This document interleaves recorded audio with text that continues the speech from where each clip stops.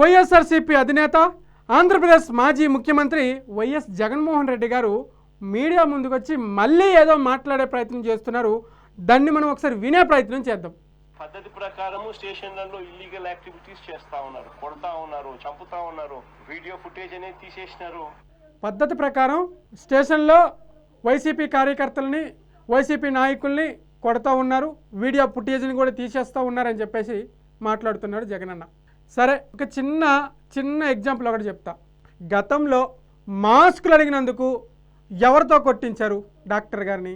గతంలో టీడీపీ కార్యకర్తల్ని స్టేషన్లో పెట్టి ఎవరితో కొట్టించారు? అంటే వాళ్ళు పోలీసులు కాదా?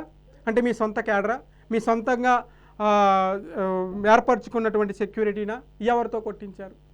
ఇప్పుడు గతంలో మనము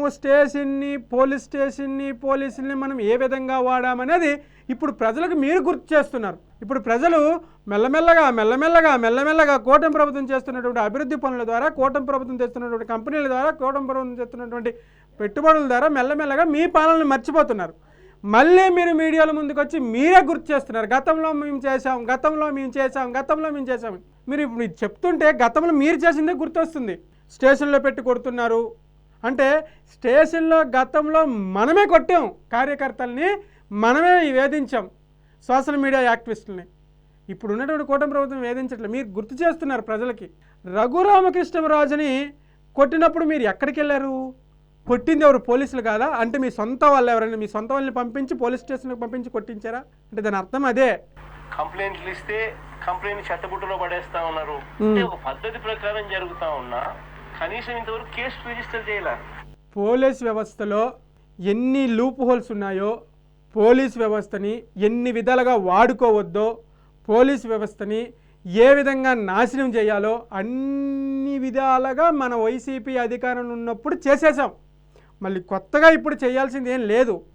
ఇప్పుడు ఒక పోలీస్ వ్యవస్థకి ఒక క్లారిటీ వచ్చింది. ఏమని క్లారిటీ వచ్చిందంటే, గతంలో జగన్మోహన్ రెడ్డి గారు ఈ విధంగా పోలీస్ వ్యవస్థని వాడేశారు, సో మరే సీఎం అయినా కూడా ఇంతకు మించి ఇంకేం వాడతారు పోలీస్ వ్యవస్థని అని ఒక క్లారిటీ వచ్చేసింది.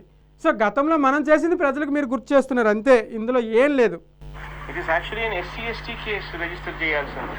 మరణ వాంగ్మూలం దాన్ని పడుతుంది. అన్ని రకాలుగా కూడా ఈ కేసుకు సంబంధించి లీగల్ చేస్తారు. ఇప్పుడు జగన్మోహన్ రెడ్డి గారి ఆవేదన, జగన్మోహన్ రెడ్డి గారి బాధ, జగన్మోహన్ రెడ్డి గారి ఆలోచన ఏంటంటే, ఆంధ్రప్రదేశ్లో అన్ని వ్యవస్థలని కూటమి ప్రభుత్వం నిర్వీర్యం చేసేస్తుంది, అన్ని వ్యవస్థలని కూటమి ప్రభుత్వం సొంతానికి వాడుకుంటుంది అనేది జగన్మోహన్ రెడ్డి గారి యొక్క బాధ. జనరల్గా నేను చెప్పొచ్చేది ఏంటంటే, గతంలో మనం చేసినటువంటి పాలన, గతంలో మనం చేసినటువంటి అవినీతి, గతంలో మనం చేసినటువంటి అరాచకాలు, గతంలో మనము దోచుకున్నటువంటి భూములు, మనం కబ్జా చేసినటువంటి భూములు లెక్క చిట్ట బయటికి తీస్తే మనం ఆంధ్రప్రదేశ్లోనే కాదు కదా, భారతదేశంలో కూడా ఉండడానికి అర్హులం కాదని చెప్పేసి ప్రజలు అభిప్రాయపడుతున్నారు. ఇప్పుడు మనం ప్రజల ముందుకు వచ్చి మనమే ఎర్రిబాగులం అయిపోతున్నాం. మీకు అర్థమవ్వట్లా? మీకు ఎవరైతే ఈ తప్పుడు సమాచారం ఇస్తున్నారో ఫస్ట్ వాళ్ళని తీసేసేయండి. నేను నిన్న వీడియోలో కూడా అదే చెప్పా, ఈరోజు వీడియోలో కూడా అదే చెప్తున్నా. మీ చుట్టూ ఉన్న క్వార్టరీ మిమ్మల్ని తప్పుగా గైడ్ చేస్తుంది. మీకు తగిన సమాచారం మీ దగ్గరికి తీసుకురావట్లా. గ్రౌండ్ స్థాయిలో పార్టీకి ఉన్న పరిస్థితి మీ దగ్గరికి తీసుకురావట్లా. గ్రౌండ్లో ఎలాంటి పరిస్థితి ఉంది, వైఎస్ఆర్సీపీ పార్టీకి గ్రామ స్థాయిలో ఎలాంటి పేరు ఉందనేది మీరు తెలుసుకోవాలి ఫస్ట్. అప్పుడే ఈ మీడియా ముందుకు వచ్చి మాట్లాడాలా.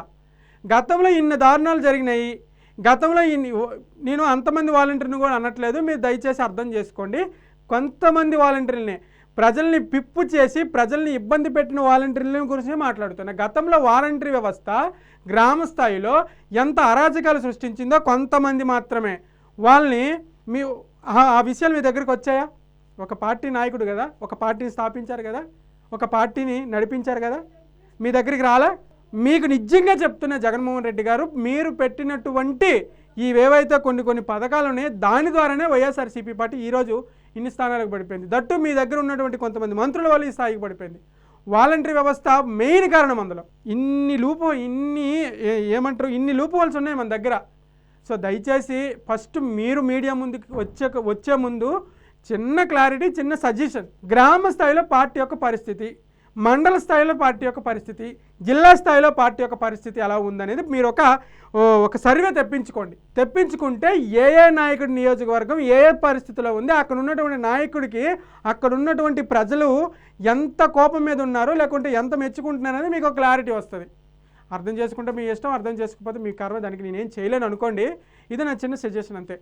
Thank you.